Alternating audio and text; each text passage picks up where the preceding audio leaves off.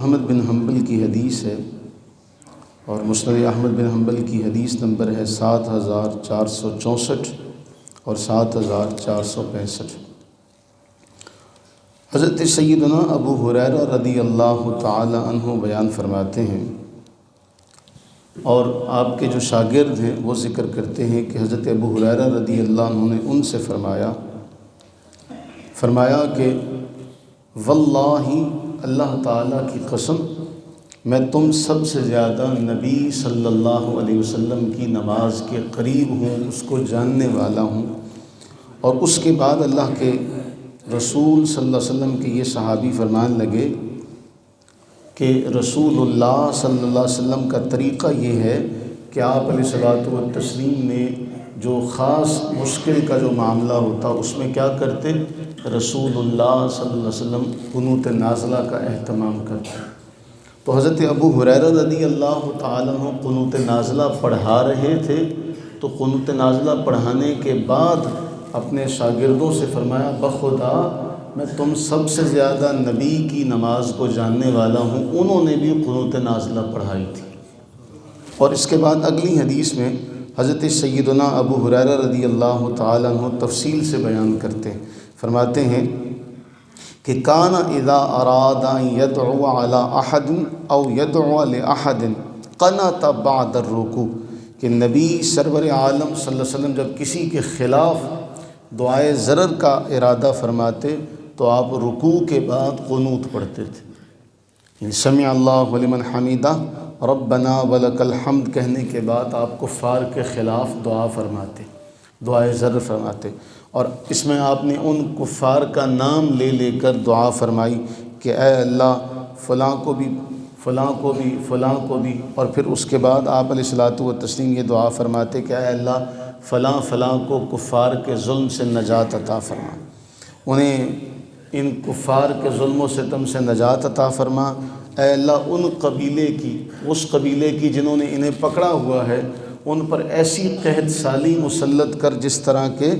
حضرت یوسف علیہ السلام کے زمانے میں قحط سالی آئی تھی، اس طرح ان کو قحط میں مبتلا کر دے۔ اے اللہ فلاں فلاں پر لعنت نازل کر۔ تو یہ نبی سرور عالم صلی اللہ علیہ وسلم کے اس معاملے کو حضرت ابو ہریرہ رضی اللہ تعالیٰ عنہ بیان فرماتے ہیں کہ حضرت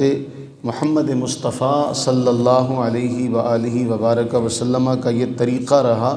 کہ آپ علیہ الصلوۃ والتسلیم رکوع کے بعد قنوت نازلہ کا اہتمام کرتے۔ اور ایک موقع پر پھر اس میں یہ بھی بات بڑی اہم ہے،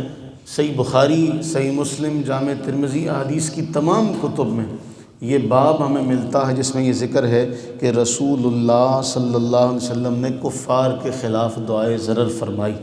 اور قنوت نازلہ کی صورت میں جب نبی سرور عالم صلی اللہ علیہ وسلم کے صحابہ کی ایک جماعت کو کفار لے کر گئے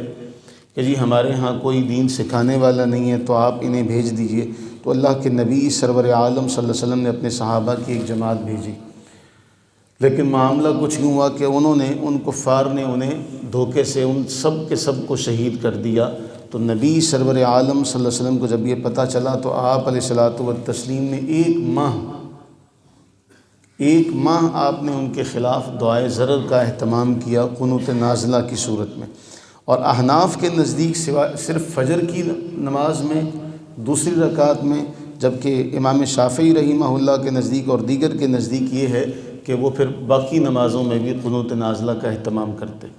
رسول اللہ صلی اللہ علیہ وسلم کے 70 صحابہ کو شہید کیا گیا تھا۔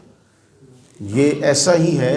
جس طرح ایک بہترین فوج کی کسی اعلیٰ جماعت کو نشانہ بنا دیا جائے تو آپ جانتے ہیں کہ انہیں کتنی مشکل اور محنت سے تیار کیا جاتا۔ تو بلا تشبیہ اور بلا تمثیل رسول اللہ صلی اللہ علیہ وسلم نے یہ 70 قاری،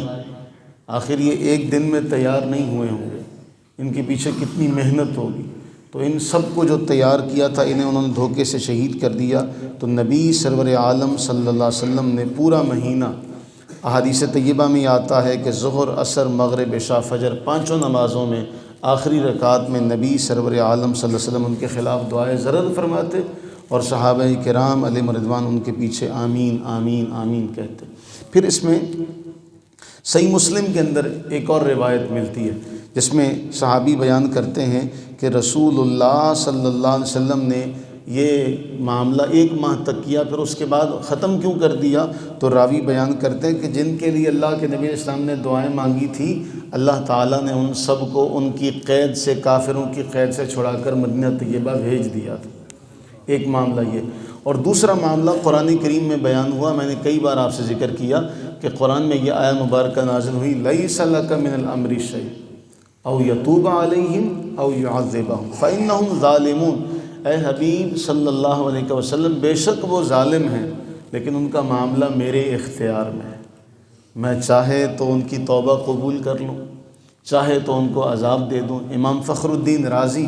اللہ تعالیٰ ان کی قبر پہ کروڑہ رحمت نازل فرمائے،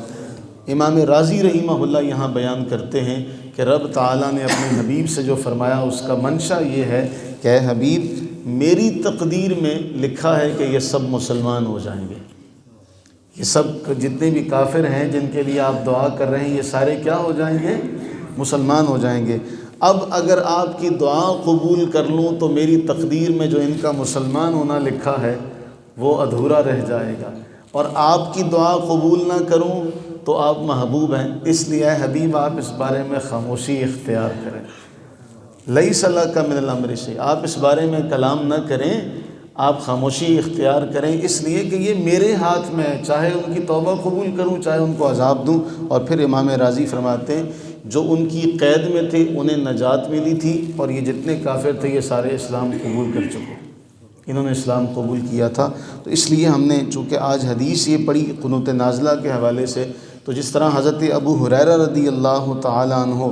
یہ فرماتے کہ میں تم سب سے زیادہ نبی کے قریب ہوں، اور حضور سرور عالم صلی اللہ علیہ وسلم اس طرح کیا کرتے تھے، ہم نے بھی آج ابو ہریرہ رضی اللہ تعالیٰ عنہ کی سنت کو ادا کیا کہ ہم نے بھی قنوت نازلہ پڑھی اور اس کے بعد ہم نے یہ فرمان پڑھا۔ اللہ سے دعا فرمائیں کہ اللہ تعالیٰ اپنے محبوب سرور عالم صلی اللہ علیہ وسلم کی تمام سنتوں پر عمل کی توفیق عطا فرمائے، اور اللہ تعالیٰ ان کلمات کی صداقت کا صدقہ جہاں مسلمان مظلوم ہیں ان کی داد رسی فرمائے، ان کی مدد و نصرت فرمائے، آمین ثم آمین۔